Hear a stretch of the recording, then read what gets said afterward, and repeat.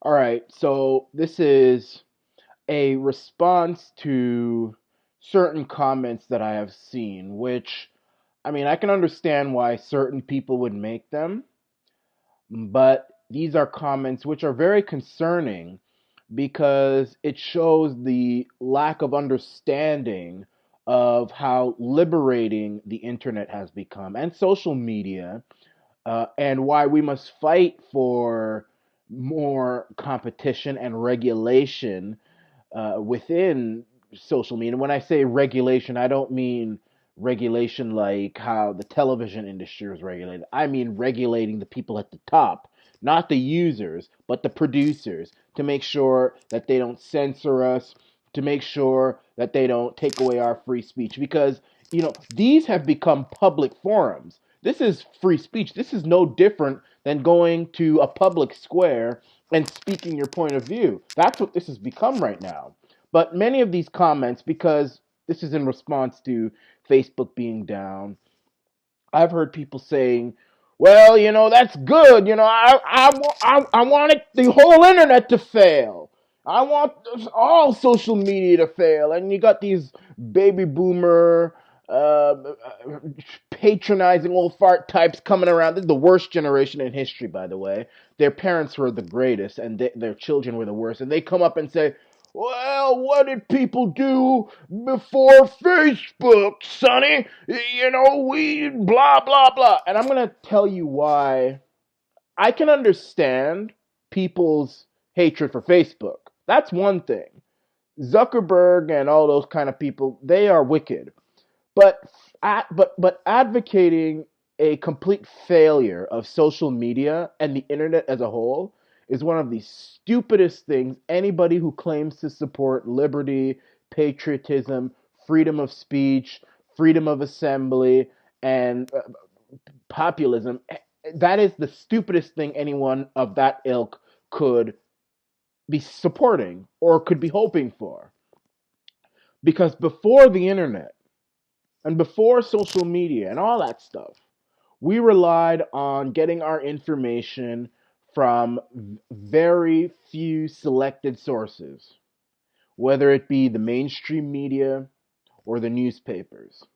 And the people at the top determined who was worthy enough to produce information to the masses.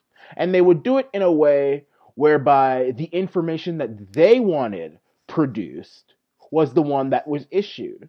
So people were very ignorant, even though many people are ignorant now, but people are even more ignorant about what is going on today.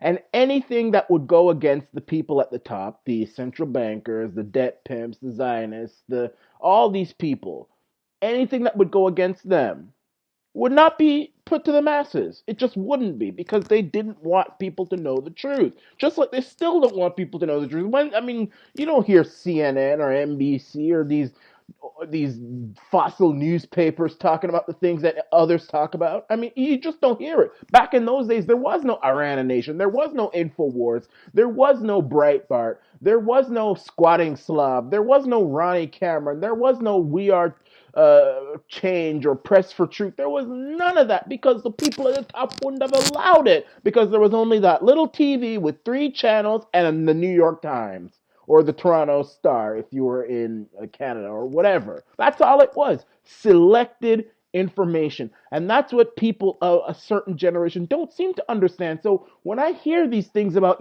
get rid, just destroy the internet and, making fun of, young people, oh, I couldn't post, yada, yada, yada.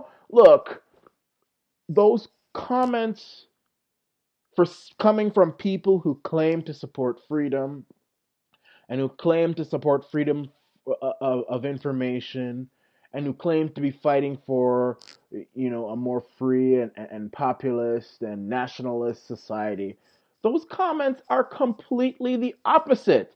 So are we supposed to go back to the one or two world channels, CNN, NBC? No more independent media, no more Iran Nation, no more InfoWars, no more brave individuals such as myself who dare to speak the truth about what is going on, even to the point where they risk being abused by a bunch of lowlifes and individuals who, who hate what you have to say, so they resort to every sort of dirty trick under the sun, which is really infantile, going so far as to go on my Facebook page and take pictures of me and post them all over. I mean, so no more independent media. We should just go back to the controlled media of the past. That's it.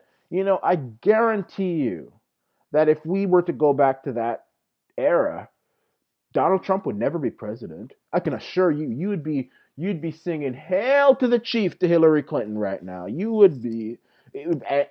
Tim Kaine would be your president. He'd be smiling with that creepy smile all over the television. That's just where we would be right now. I mean, we wouldn't know the truth about what is going on at the top. So many different things would be happening right now. So it's up to you. But I just had to really remind people that what we need to be fighting for is, and what Donald Trump needs to hurry up and start fighting for, because he made an interview the other day talking about it. It seemed as though like he was saying that we should almost, in order for people to stop being censored on the internet, he was saying, well, we should just behave and don't be edgy and yada, yada, yada. I mean, that's almost like saying to prevent a woman from being raped, she shouldn't wear bikini shorts or a tank top. I mean, I'm very concerned about Trump these days. I voted for him, I support him. I'm getting a little concerned, but I still support him. But this is coming from people who don't understand the internet and who don't understand that the internet has allowed people like myself and others to spread their truth and their information, and people will listen and they come to a middle and they find out that the truth lies somewhere in the middle there. Whether they watch CNN and Fox and CBC and CTV and all those and the fossil newspapers, or they watch Iran Nation, Infowars, Press for Truth, We Are Change, Squatting Slav, Ronnie Cameron, and then the truth is somewhere in the middle. They understand that, but people of a different generation don't understand that. But hopefully, this is a reminder of what we have and what we need to fight for. And it's the people at the top, Mark Zuckerberg and all those Silicon Valley execs at the top. They're the ones who need to be regulated. They're the ones who need to be monitored. They are the ones who need to be checked to prevent them from taking our free speech away. And Facebook is still down for myself and many others.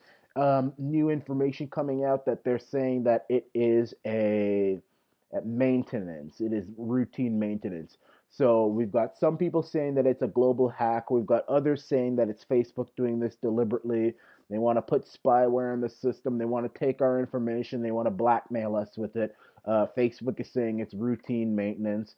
I don't know what's going on, but I think something fishy is going on. I don't believe a damn thing that people like Mark Zuckerberg says. But we just have to wait and see. And with that being said, this is the Nation.